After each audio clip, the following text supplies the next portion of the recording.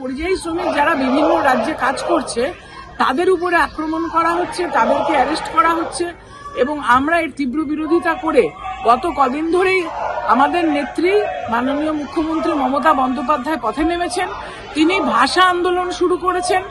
আমাদের সর্বভারতীয় সাধারণ সম্পাদক অভিষেক বন্দ্যোপাধ্যায় তিনি এই বাংলা ভাষার স্বার্থে যে আন্দোলনের নির্দেশ দিয়েছেন, আমরা সেই ধর্ণা কর্মসূচি পালন করছি বাংলা ভাষা রক্ষার স্বার্থে, বাঙালির স্বার্থে।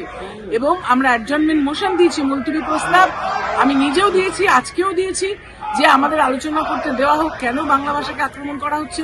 এবং ওনাদের যে স্পোক্সপারসন ভারতীয় জনতা পার্টি তিনি বলছেন বাংলা কোনো ভাষাই নেই, বাংলা বলে কোনো ভাষা নেই। তার মানে রবীন্দ্রনাথের লেখা যে জাতীয় সঙ্গীত সেটাকে ভারতীয় জনতা পার্টি মানছে না, তারা নস্যাৎ করছে।